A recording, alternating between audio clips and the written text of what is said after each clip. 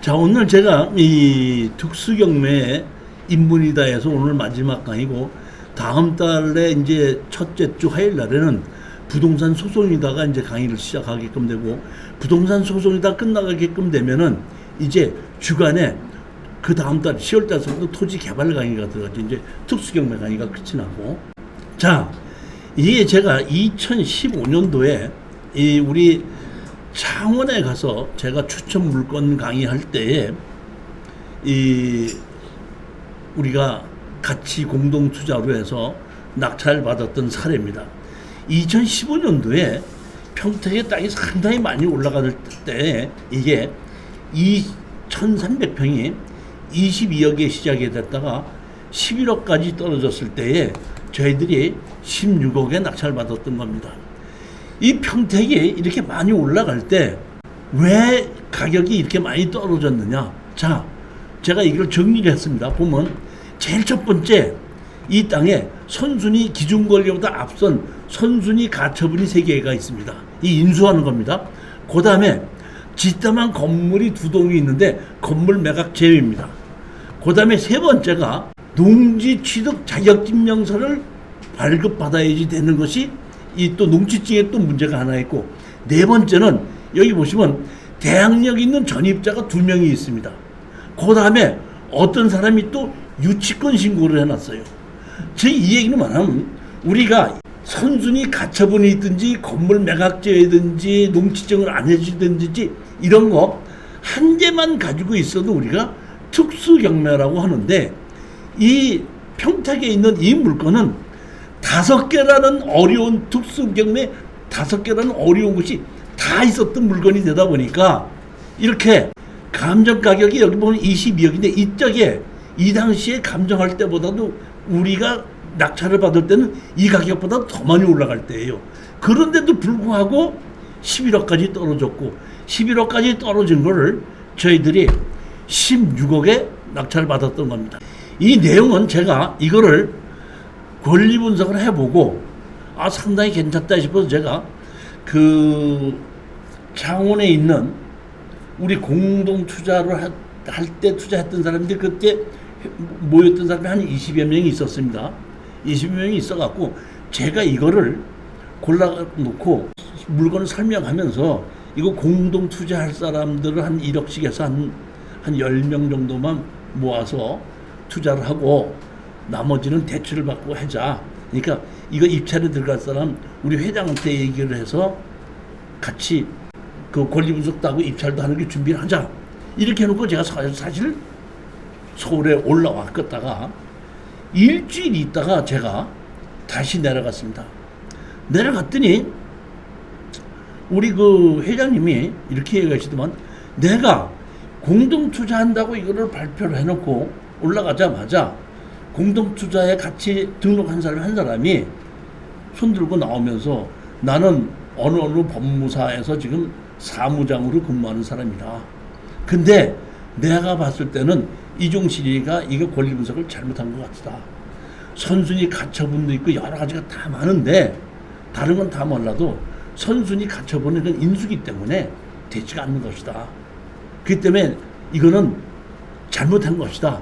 이렇게 하고 한 20명 정도가 손을 들고 그때 나도 한 1억을 집어넣겠다 했던 사람이 내가 가서 봤더니 다 빠지고 6명인가 7명이 이제 남았는데, 그것도 확신하겠다는 것이 아니라 회장을 통해서 내가 권리 분석을 잘못했느냐 실수했느냐 다시 한번 확인해 보는 거예요. 그러면서 나한테 다 그 회장이 얘기하기는 여기 권리 분석에 보면은 대항력 있는 전입자도 있고 여기 선순위 가처분도 있는데 교수님 이거 선순위 가처분 알고 계시고 선순위 대항력 있는 전입자 있는 거 알고 이거 추천하신 겁니까? 아니면 실수로 모르고 추천하신 겁니까? 그래 제가 당연히 알지 그랬더니 우리 수강생 교사 이런 일이 있어가지고 한 수명이 했다가 다 빠지고 7명만 모여가지고 이 교수님한테 다시 확인해봐서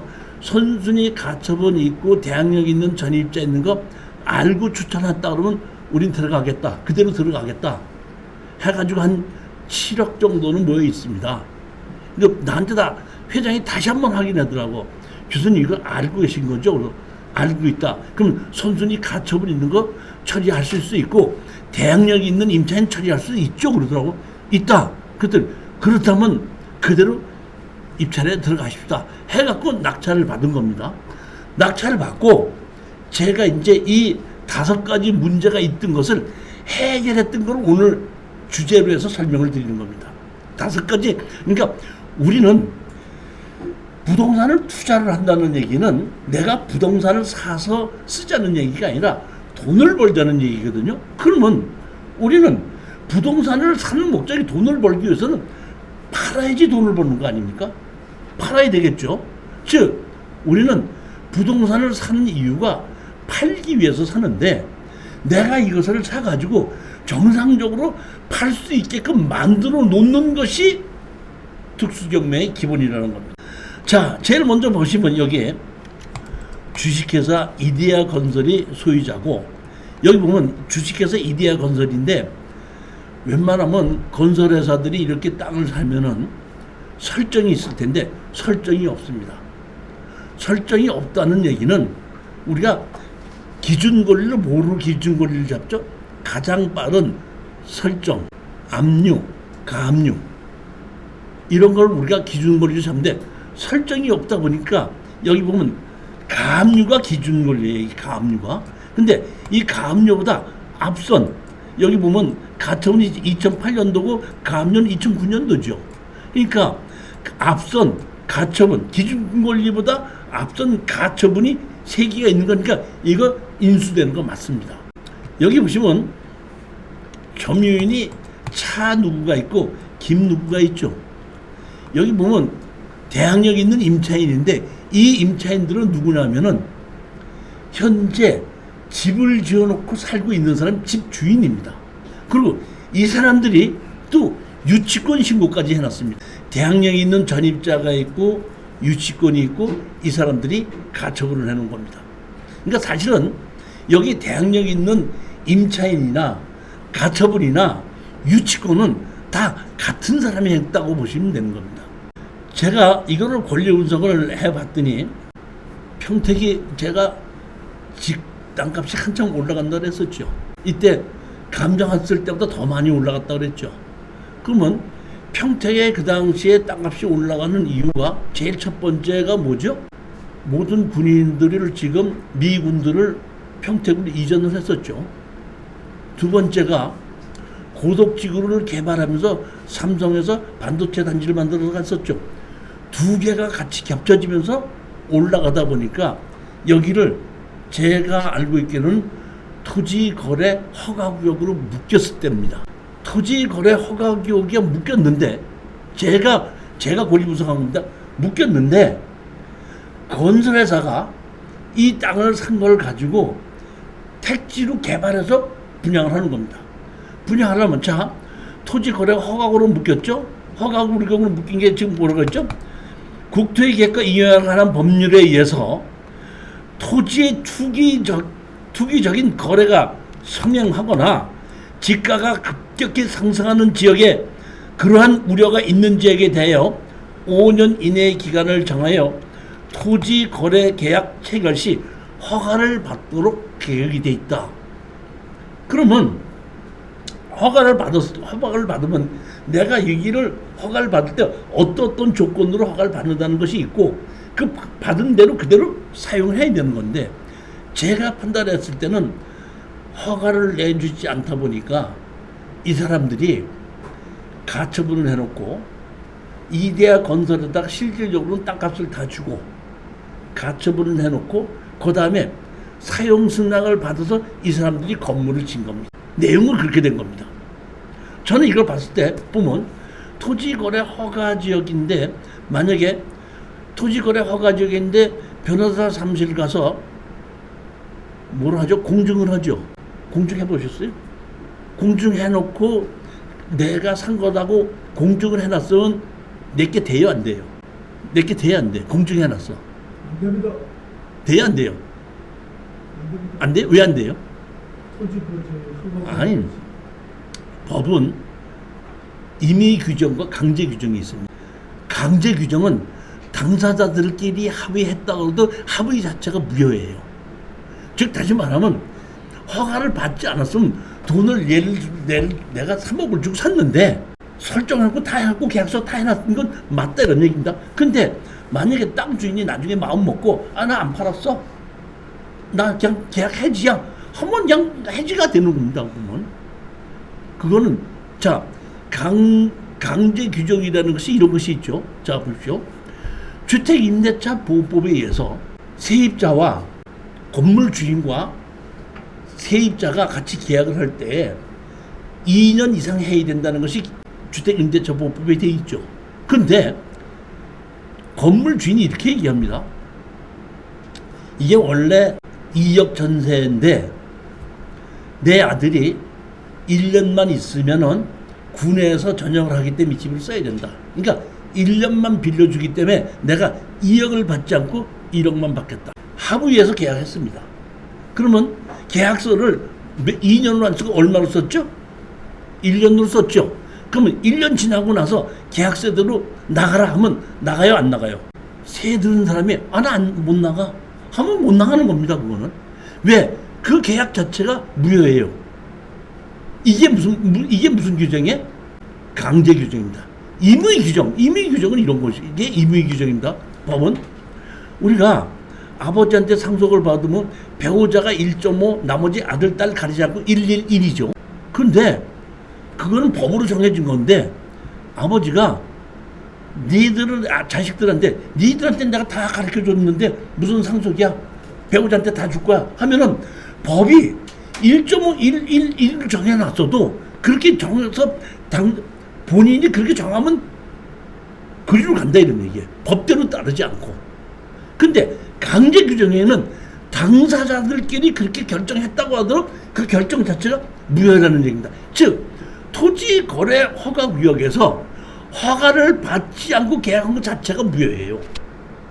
그러다 보니까 이 사람들이 가처분을 해놨거든요. 토지 거래 허가 구역에 있는 토지가는 소유권, 지상권 설정 대가를 받고 이정하나 설정 계약에 체결하는 당사자들은 공동으로 시장군수 구청장의 허가를 받아야 하며 허가를 받지 않고 체결한 토지 거래 협약은 그 효력이 발생하지 아니한다. 설정도 안 되고 계약도 안 되고 소유권, 지상권 아무것도 안 된다네. 허가를 받지 않고 하는 것은 안 된다네. 자체가 뭐야? 무효인데 토지 거래 허가 지역이라고 하더라도 허가를 받지 않고 하는 것은 주거지역에서 얼마? 180제곱미터 미만, 상업지역에서 얼마? 200제곱미터, 공업지역에서는 660제곱미터. 이 이하는 할 수가 있지만 이 이상은 안 된다 이런 뜻입니다. 근데 제가 보기에는 이 사람들이 허가를 받지 않고 계약을 한 사람들입니다. 자, 이렇게 해서 이 땅이 사실은 보면 이데아 건설이라는 곳에서 사실은 몇 명한테 다 분양을 했습니다. 분양을 했는데 등기 이전은 못한 거죠. 사실상 팔은 겁니다.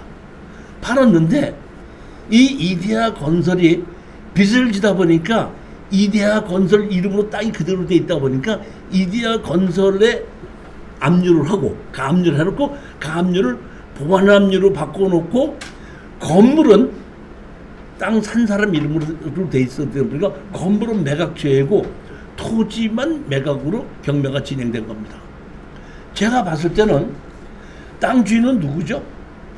이데아 건설이죠. 건물은 다른 땅을 분양받은 사람이죠. 분양받은 사람은 땅 주인과 건물 주인이 다르죠. 법정 지상권이 없는 건물입니다. 그렇기 때문에 우리는 땅을 낙찰받으면 얼마든지 건물 주인에게 철거하고 나갈 때까지 지료를 달라고 할 수도 있습니다. 그러니까 핵심은 뭐냐면 지금 건물 주인이 전입을 했기 때문에 대항력 있는 임차인은 아니에요. 전입자지. 대항력 있는 세입자라야지 물어주는 거거든요. 근데 세입자가 아니고 건물 주인이죠. 건물 주인한테다가 건물 주인이 자기한테다가 뭐 1억이든지 2억을 전세를 놨다고 할 이유가 없으니까 대항력 있는 전입자락도 건물 주인이다 보니까 제가 보기에는 문제가 없다는 겁니다. 그러면 그 다음에 문제가 뭐냐면 농지 취득 자격증명서입니다. 이렇게 전용을 하다가 중단되면서 농지 취득 자격증명 지목이 전이니까 농지 취득 자격증명서를 띄러 갈 때는 담당 공무원한테다가 농지 취득 자격증명서 띄러 왔습니다. 이렇게 얘기했지 않습니까? 얘기하면 담당 공무원이 다 봤더니 여기는 농지 전용 허가를 받긴 받았는데 아직 준공이 나지 않았죠. 그러니까 땅이 한 6, 7필지 되는데 2필지는 건축 허가를 받아서 집을 짓고 있고 나머지는 아직 착공도 안 된 겁니다. 그러니까 담당 공무원이 저한테 이렇게 물어봅니다. 지금 농지 전용 허가를 받아서 건물을 짓고 있는 것이 있고 아직 착공을 안 한 것이 있는데 사장님께서 이 농지를 사시면은 어떤 식으로 처리하실 것입니까? 하고 저한테 물어봐요. 그러니까 어떤 식으로 처리하다니요? 하고 내가 다시 되물었죠. 그랬더니 이거를 농지를 낙찰받아서 농지 전용 허가를 계속해서 이어받으실 것인지 아니면 원상복구 시키실 것인지요.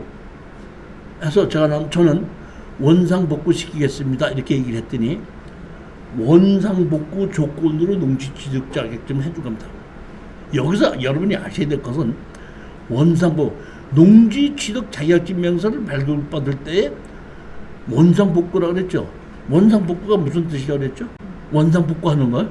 원상복구한다는 얘기는 건물이 있는 거를 철거를 해서 농지법에 어긋나지 않게 하는 것도 원상복구고 건물을 짓고 있던 거를 정식으로 건축허가를 내가 건축주 명의병결해서 남한테 넘겨를 받아서 건물을 지어서 대지로 바꿔서 농지법에 어긋나지 않게 하는 것도 원상복구 중에 하나입니다. 그러니까 원상복구라는 소극적인 의미로 보면은 짓고 있다만 건물을 무허가로 지은 건물을 철거하는 것이 원상복구지만 넓은 의미에서의 원상복구라는 얘기는 농지법에 어긋나지 않게끔 만드는 것이 원상복구라 이렇게 보시면 되는 겁니다. 저는 일단은 원상복구 조건으로 하겠습니다 했더니 농지취득 자격증명서는 원상복구 조건으로 농지증을 발급받았습니다. 자, 여기 보시게끔 되면 여기 대학년이 임차인이 이렇게 있고 전입자가 있죠. 그 다음에 가처분이 이렇게 3개가 있는 겁니다. 여기 보시면 지금 핑크빛으로 되어 있는 것이 하나, 둘, 셋, 넷, 다섯, 6개. 이것은 택지로 만들어 놓은 거고 여기 노란 색깔이 되어 있는 거 있죠. 이 노란은 도로입니다. 그러니까 우리는 택지하고 이 도로하고 다 낙찰 받은 거고 여기 600-5번지 요 번지 하나는 빠진 겁니다. 그러니까 사실은 집이 지어져 있는 것이 여기 3개가 있는데 이거는 우리가 빠진 거고 집은 여기하고 여기가 2개 지어 있고 나머지는 집이 지어져 있지 않습니다. 한번 항공사진 볼까요? 자, 보시게끔 우리가 낙찰 받은 것 중에서 우리가 낙찰 받은 건 요거, 그 다음에 집이 있는 건 이거죠. 그리고 여기 또 집이 한 채가 있는데 이건 빠진 겁니다. 그 다음에 도로를 이렇게 만들어져 있죠. 그래서 쪼가리 땅 2개, 이렇게 2개를 같이 우리가 낙찰 받은 겁니다. 낙찰을 받고 농지취득 자격증명서를 발급받아서 제출해주고 이제 잔금을 대출을 받아서 잔금을 내는데 사실 이렇게 그 건물 제외 이런 거는 대출을 좀 잘 안 해줍니다. 안 해주기 때문에 사실은 이런 것만 특별히 대출해 주는 데를 알아봐 가지고 저희들 대출을 받는다 했더니 뭐 다 검토해 보더니 한 10억 정도까지 대출이 되겠습니다 해가지고 저희들이 한 6억 7억 들여서 뽑았고 나머지 10억은 대출을 받았습니다. 대출을 받아서 농지증을 해서 허가를 받고 잔금을 냈습니다. 자, 그리고 이제 제일 먼저 해야 될 일이 여기 선순위 가처분부터 없애야 되는 겁니다. 제일 먼저 해야 될 일이 선순위 가처분 없애야 되는데 자, 여기 집이 이렇게 있죠? 여기도 집이 있고 이렇게 우리가 낙찰 받은 것이 건물 매각 제외인데 집이 2채가 있는 겁니다. 건물은 사실은 다 지어져 있고 사람도 살고 있어요. 이 건물 주인들이 사람이 살고 있습니다. 근데 문제가 이 준공이 나지 못한 이유가 여기에 있는 이 도로 있죠, 도로. 이 도로를 개발행위 허가를 받아서 준공이 나야지 건축물 관리대장을 만들어 주거든요. 근데 이 도로에 건축법상 도로는 사람과 자동차가 다니고 4m 이상이면 건축법상 도로인데 사람과 자동차가 다닐 수 없어도 내가 낙찰을 받아서 건물을 준공하기 전까지 사람과 자동차가 다닐 수 있는 도로로 만들겠다고 하고 땅 주인의 사용 승낙을 받으면은 건축허가를 내줍니다. 그렇기 때문에 여기 아직 사람과 자동차가 다닐 수 있게끔 도로 준공은 받지는 않았지만은 건축 허가는 받아서 건물은 다 지어놨어요. 그러면 건축물 관리자에 올라가려면 이 건물에 들어가는 아까 제가 얘기했죠? 뭐가 있어야 된다고? 건축법상 도로. 그러니까 건물을 준공하려면 건축법상 도로가 있어야 되는데 아직 건축법상 도로로 준공이 나지 않았기 때문에 이 건물이 다 사람은 살고 있어서 실질적으로는 건물이 다 지어져 있지만은 건축물 관리대장은 만들어지지 않았던 겁니다.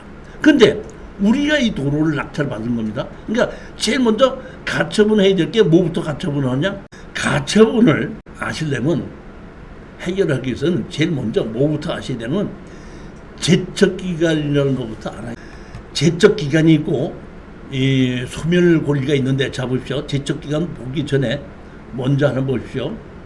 소멸시효부터 먼저 봅시다. 민법에 있는 소멸시효입니다.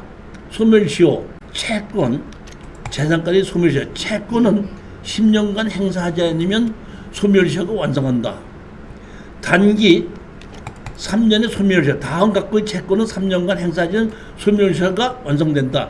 이자 금료, 부양료, 사용료, 기타 1년 이내의 기간으로 정한 금전 또는 물건을 지급하는 목적 채권, 의사 조사나 약사 치료의 근로의 조제에 관한 채권, 공사에 관한 채권 이런 여러 가지 채권이 있는데 이거는 소멸시효 즉 이런 얘기입니다. 자, 강사님 제가 가사님한테 돈 100만 원을 빌렸어. 그래서 내가 5개월만 쓰겠습니다. 빌렸거든. 근데 강사장님이 나한테다가 5개월 지기에 이 교수님 돈 주세요 그랬거든. 근데 내가 없으니까 조금 더 기다려줘 이렇게 얘기해서 강사장님 기다리고 있지 않습니까? 기다리고 있으면서 나한테 돈 달라고 하지 않고 3년이 지나면 소멸시효가 지나는 겁니다. 이게 단기 소멸시효예요. 근데 여기서 소멸시효와 제척기간이 다른 거는 뭐냐면 강사장님이 나한테 돈을 빌려줬고 소멸 3년이 지나서 3년 안에 돈을 계속해서 달라고 그러면 달라고 했을 때부터 3년이 계속되는 거예요. 돈 달라고 했는데 돈을 빌려줬는데 달라고 안 해서 3년이 넘었을 때 소멸시효가 진행되는 것이 2년 뭐 12개월 만에 11개월 만에 돈 주세요 하면 그때부터 다시 또 3년입니다. 이 소멸시효예요. 근데 제척기간이라는 것은 뭐냐면은 소멸시효는 우리가 등기부등본에 돈 빌려줬다는 거 없죠. 없지 않습니까? 그러니까 그 소멸시효에서 그 채권은 3년이 지나면 없어지는 거예요. 근데 제척기간이라는 얘기는 가압류, 가처분은 가압류 왜 해놓죠? 가압류 왜 해요? 가압류. 내가 너한테 돈 받을 것이 있는데 돈을 빼돌리지 못하게 해서 가압류하는 것이요. 가처분. 내가 너한테 돈을 받을 게 있는데 너가 그 안에 그 물건을 팔아버리면 안 되니까 팔지 못하게 가처분해 놓는 것이 아닙니까? 그러니까 이게 채권에 의해서 가압류나 가처분이 받아지는데 가처분이나 가압류가 있으면은 3년 안에 그걸 행사를 해야 된다는 거예요. 가처분만 가압류만 해놓고 행사를 하지 않으면은 이것이 소멸시효는 됐는데 소멸시효는 지났는데 등기부등본에는 없어지지 않잖아요. 그렇기 때문에 이렇게 소멸시효와 마찬가지인데 등기부에 등본은 나서 소멸시효에서 그 채권 채무관계는 없어졌지만은 등기부등본에 그 자리에 나와 있는 것을 지울 수 있게끔 하는 것이 제척기간이기 때문에 가압류, 가처분, 제척기간은 3년, 가등기는 10년입니다. 자, 그러면 아까 걸 한번 다시 보시겠습니다. 등기부등본을. 여기 2008년에 가압류했죠. 가처분 해놨죠. 근데 우리는 낙찰을 언제 받았죠? 2016년도죠. 2000 몇 년? 8년. 3년이면 2011년 12월이 지나가면 제척기간이 지나간 거죠. 저는 선순위 가처분이 돼 있는데 제가 봤을 때는 이거 제척기간 지났구나 하고 저는 판단할 수 있었다는 겁니다. 자, 다시 한번 얘기. 제척기간하고 소멸시효하고 차이가 뭐죠? 소멸시효 장기는 10년이고 민법에 있는 겁니다. 단기 소멸시효는 뭐예요? 3년인데 일정 기간이 지나도 채권 채무를 제청하지 않으면은 그것이 소멸시효에서 없어진다 이런 얘기인데, 그거는 서로 말로 했든지 뭐 태형적으로 썼든지 이렇게 했을 때에 소멸시효에 의해서 뭐 돈을 달라는 거 소멸시효에서 지났지 않냐 이렇게 주장을 할 수가 있는데, 등기부 등본에는 소멸시효가 지나도 그것이 안 없어지지 않습니까? 등기부 등본에 있는 거는. 그렇기 때문에 이럴 때는 제척기간에 의해서 법원에다가 제척기간에서 이 가처분 가등기 지워주십시오 하고 소송을 해서 판결을 받아서 지울 수가 있다는 겁니다. 이게 뭐예요? 제일 먼저 가처분 몇 년? 3년. 가등기 10년. 가압류 3년. 이런 제척기간에 대해서 우리가 정확하게 알아야 되기 때문에, 자, 따라서 저는 낙찰을 받자마자 잔금을 내고 제일 먼저 뭐부터 먼저 했냐면 선순위 가처분 해결을 위한 소송부터 먼저 한 겁니다. 사정 변경에 의한 가처분 취소 신청 소송을 우리 평택에 있는 유종수 법무사한테 부탁을 해서 30몇만 원인가를 달라 그러길래 그걸로 수수료 주고 그 다음에 이제 인지대는 별도로 줬죠. 그러니까 이 소송을 대신해 주는 법무사한테다 내가 그 사람이 수고해 준 그 수수료를 30만 원 줬고 나머지 인지대는 별도로 보낸 거죠. 보면 보내가지고 소장을 집어넣었더니 바로 결정 나갔고 뭐라 그랬죠? 위 법원이 2021년 가처분 결정을 취소한다. 그러니까 이 판결을 받아서 제일 먼저 법원에다 집어넣어서 우리가 낙찰받은 거에 있는 선순위 가처분 제일 먼저 없애버린 겁니다.